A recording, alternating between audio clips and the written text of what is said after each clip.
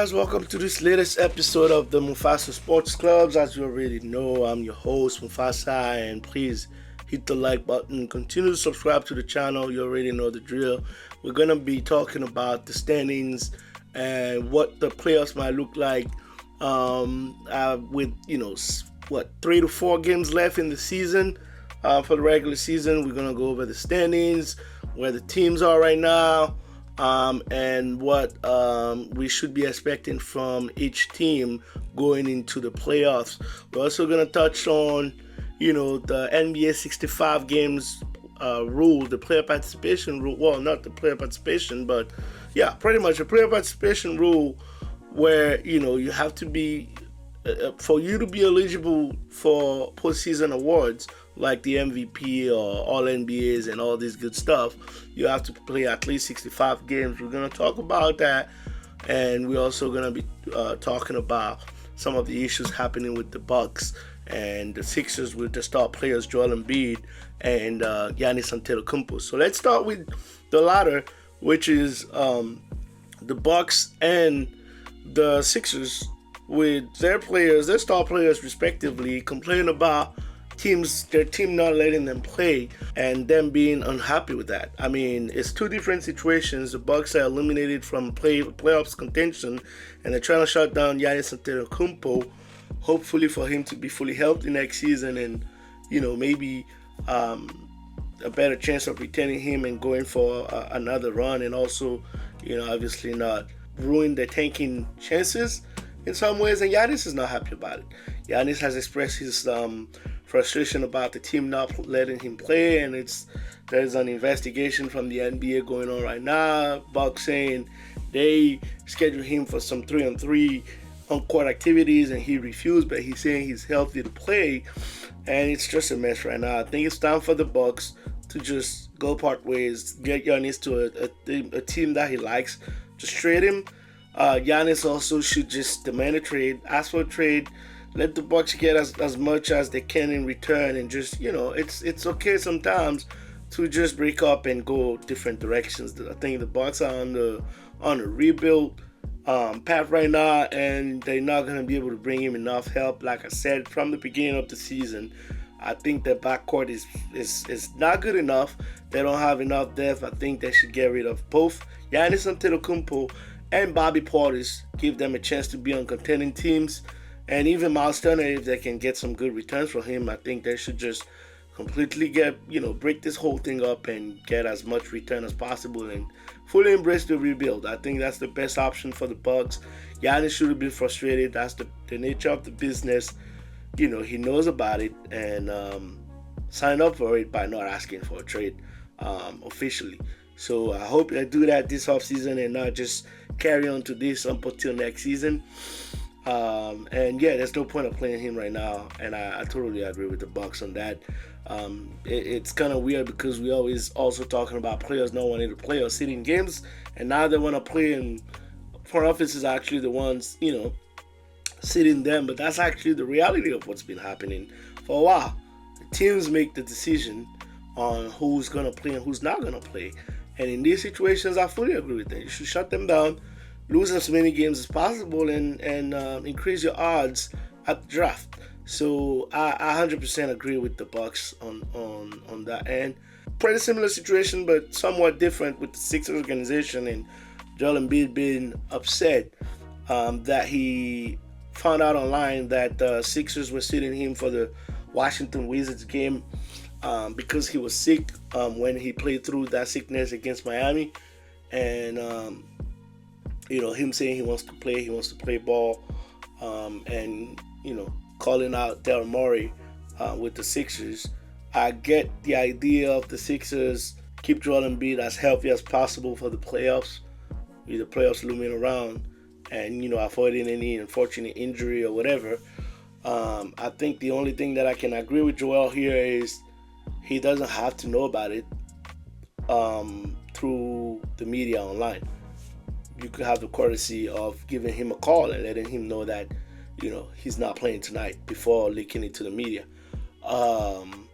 Besides that, I have no problem with that also, especially with the extensive injury history of Joel. So I think if he needs to sit, that's fine. Especially, if he's sick, didn't participate in shoot around, even though it's not the first time Joel didn't participate in shoot arounds. But I think there needs to be a better communication on that end, and hopefully we could get a healthy or at least close to 100% Joel Embiid for the playoffs. With that being said, the 65 games rules for the postseason awards is now creating again some controversial conversations, because you have players that were very close to that 65 games number, and unfortunately are not going to be eligible for postseason awards. Guys like Cade Cunningham, who, in my opinion, was a runner-up in the MVP conversation. Anthony Edwards, who was playing well and was probably deserving of a second team, if not first team All-NBA, who's not going to be able to get it now because he got hurt, but played over 60 games, but unfortunately got hurt, and now is not going to be able to play to get any of these postseason awards. Luka Doncic, who was also in the MVP conversation, gets hurt now and is not going to be able to get any awards, even though there's a rule with, I guess I can call it like particular circumstances. And Luka missed 2 games earlier in the season because of the birth of his child. So I think they said he's gonna apply for that exception to be eligible for the postseason awards. But I just believe they should get rid of this 65 game rules. I don't think it serves any purpose, to be honest with you. If players are hurt, teams are gonna sit them regardless. This actually is pretty much detrimental to some players, because these Supermax extensions sometimes are tied to these postseason awards. It helps with some players like a Jalen Duren, for instance, this season with the Pistons. But with the superstars that are likely to get those Supermax extensions, sometimes it hurts them. I think the voters know who's deserving and watch most of the games during the season. We've had seasons where, whether it's Kawhi Leonard, when he won MVP, LeBron James, and guys like that, were looming around 60 games or 50-some games, and we're still able to get enough votes to be declared MVP or All-NBA or Defensive Player of the Year. But, the voters are pretty mindful of everything, and I think will not just, give an award to any player who probably played 30 games or whatever. They know how many games you played. They watch the impact. A guy like Wemby, for instance, hasn't been Defensive Player of the Year yet because he hasn't reached that threshold yet. And even this season, he still needs to play, I think, 2 or 3 games for him to be able to get to the 65 games. Excuse me. And he's a runner-up for the MVP conversation as well, but also for Defensive Player of the Year. And if you ask me, ever since Wemby got in the league, he's been the Defensive Player of the Year every year. But because he hasn't reached the 65 games threshold, he hasn't been able to get it. So I think they should get rid of it. Trust the community of voters to make the right decision, just like they used to do, and find something else to, I guess, promote or push players to play more games. And actually probably even have to talk to the teams, because they're usually the ones that really sit players against their will sometimes. Eastern Conference, the Detroit Pistons clinched the number 1 seed in the East. So they're going to be hosting and having home court advantage throughout the whole playoffs. Congratulations to the Pistons and JB Bickerstaff. They were able to do this without Cade Cunningham, who's been hurt for the past couple of games with the lung injury. I hope Cade recovers pretty well and is able to get back for the playoffs. Amazing season by the Pistons. I think they definitely a runner-up, especially if they get Cade Cunningham back to possibly get to the conference finals, especially with them being at home and having home court advantage in Motor City in Detroit. Excuse me for all this coughing. I've been dealing with allergies. But I'm still here for you guys. The Boston Celtics, 2nd seed, probably secured unless a catastrophe happens. Boston is looking really good. Still my favorite at this point. of the season, even though at the beginning I didn't even have them maybe even making the playoffs, but they proved me wrong. Amazing season also by Joe Mazzulla and his staff, and great job by Brad Stevens and the team out there. Boston is definitely a contender as well. I think that's the top two. That's pretty fair. I wouldn't be surprised if I see a Eastern Conference Finals between Boston and Detroit. And then you have the Knicks, the Cavs at 3 and 4, still interchangeable depending on what the rest of the season is looking like. But they'll probably be 3rd and 4. Pretty well deserved. Also, it was expected. I was expecting these two teams to be around this top 4. Excuse me, probably a little above Boston, but the Celtics, like I said, proved me wrong. The Hawks were also expected to have a good season. I think the trade also helped them after a very slow start. Very good job by the Hawks out there, and the Raptors, who were also able to pick it up at 5 and 6. I think Philadelphia, the Sixers, still have a chance to maybe get to the 6th or the 5th seed and avoid the play-in. They're relatively healthy right now, so we'll see how it goes with the Sixers. Charlotte is also able to still mathematically get into the 6th seed. The Magic and the Heat also is pretty close between the 7th and the 10th seed with 3-4 games left. So it's going to be interesting to see. I think everybody is going to try to get to that 6th seed to at least get that week of rest and study your opponent rather than going through the play-in tournament and playing an extra game or two before getting into the playoffs. So the Bucks, the Bulls, the Pacers, the Nets, and the Wizards are officially eliminated. So we'll see what the play-ins matchups are, but the Hornets are looking darn good. The Magic are now finding the stride again. Miami is always going to be Miami. So I think Philadelphia probably gets into the 6th seed, and then you have Toronto, Charlotte, Orlando, and Miami for the play-in tournament. We'll see how it goes. It's not completely set in stone. In the Western Conference, you have the Thunder, 61-16 right now. They're probably going to clinch that division, that conference as well. Shai Gilgeous-Alexander playing at an amazing level. Probably going to win MVP again this season. We'll have an episode about the NBA awards. Tightly followed by the San Antonio Spurs, who still had a chance but then lost against Denver lately, and I think probably settled the first seed in the West there. But the Spurs don't have anything to regret. An amazing season by this San Antonio Spurs team. The turnaround time was amazing. I had them as outsiders, but throughout the season they proved me that they're more than outsiders, and they're contenders. They're contenders, and I think they're probably the biggest threat to the Oklahoma City Thunder, if you ask me right now. The Lakers, 3rd seed in the West. Great season by the Lakers and JJ Redick also. I still don't have them as a contender, to be honest with you. They won a lot of games, 50-27 record. That's great, but I don't think they built defensively to be able to sustain a playoff run.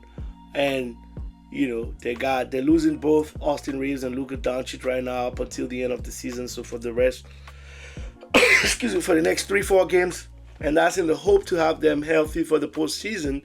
But that's probably gonna have them drop to the 4th or the 5th seed in the West, with Denver and Houston probably passing them with how close their record is.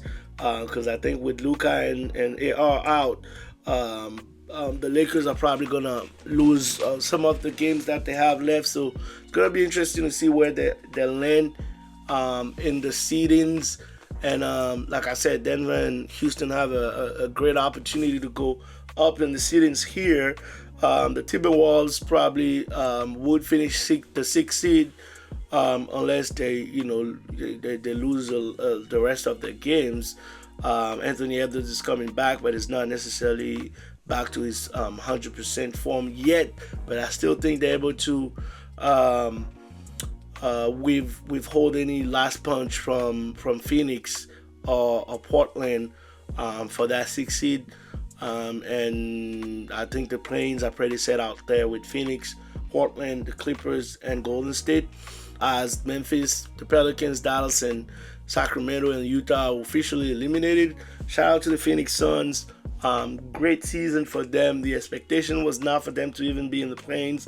I think they did a great job, and shout out to Coach Art out there for his performance out there also, and Devin Booker being a leader for that team.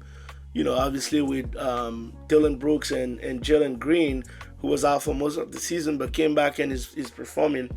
And Colin Gillespie, who's about to probably get paid.